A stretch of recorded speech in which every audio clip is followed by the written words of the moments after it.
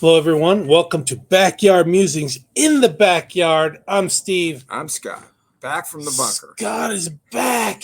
again. He's alive. Yeah, yeah, it was a great trip though. How was the driving? Uneventful scene? coming home. Yeah, it was pretty good. Going out there, not so much. I think I may have told you we got a little detour in the I-70 corridor. We had to drive an extra 50 miles, and it took us an extra 7 hours. So it was just bizarre.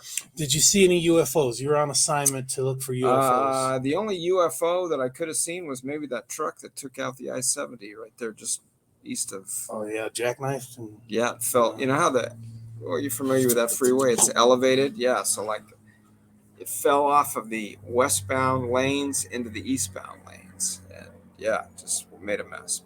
And then they had a landslide a couple days later, so we didn't travel then, but it was bizarre. So anyway, it's over. I'm back and getting ready for the next trip, going to Utah. Speaking of UFO, the Shuchinshan Atlas Comet.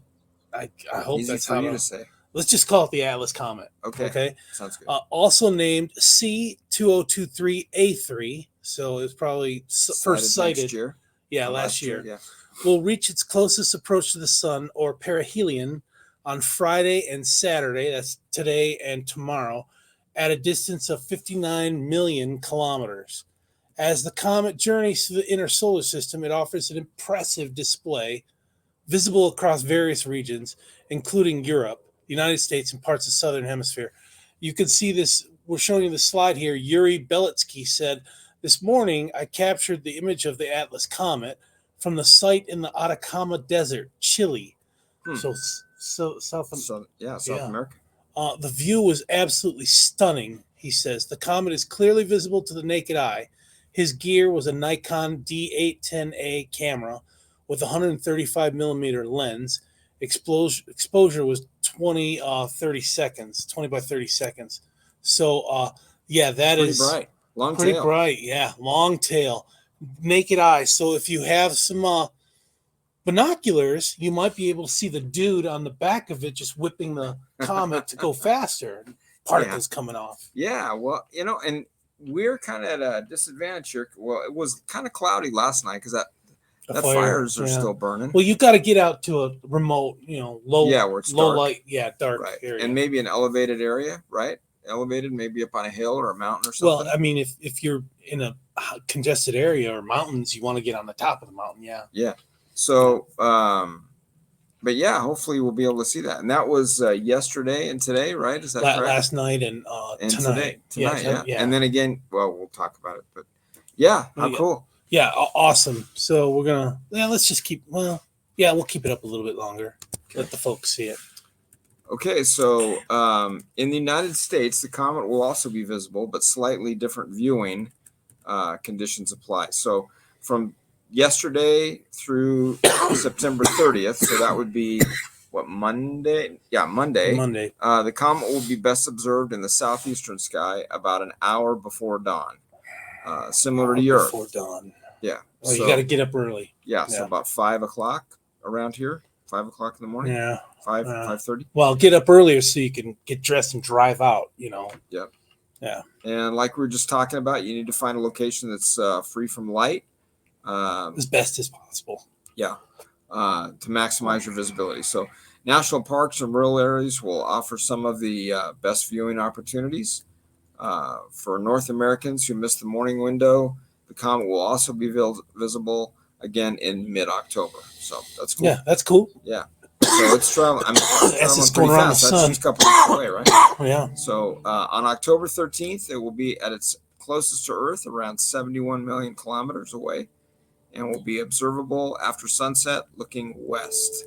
The second appearance promises spectacular display, especially if you can find a location with a wide, clear horizon. Yeah, so it's spinning around the sun, and then it gets even closer to us in October. So I guess it's twice in a lifetime. 71 million miles, huh? Yeah, or kilometers. Kilometers, yeah. So that's 50 million miles. Yeah. So check it out. Yeah, check it out. It's crazy. All right, let's split back to us because we're so handsome. Okay. Let's take this off. There we go. All right. today. We have viewers in the United Kingdom. Ben, Yeah. one of them. Yeah. We remember Ben. Yeah, We like his comments. We do. In Europe, sky watchers will have their first chance to view the comet in the early morning from September 27th to the 30th. The ideal time is about an hour before sunrise, Ben, looking towards the southeastern horizon to get the clearest view. It's best to find a location away from urban light pollution because the densely populated population centers in there, and ensure an unobstructed view of the horizon. Binoculars or small telescopes will enhance the experience by revealing more details, such as the comet's glowing tail of gas and dust. For those in Europe who missed this early morning window, again, the comet will be visible on October 13th because it's spinning around the sun, right? Just after sunset. So that's cool, just after sunset. So you don't have to wake up at And that's a dark Sunday, 30. right? Oh, October 13th is going to be a Sunday, I believe. I don't know. I think it is. It's a Sunday. At this time, it will appear in the western sky, providing an opportunity for evening observers to catch a glimpse of its bright, shimmering tail. Cool. Completely cool. Yeah.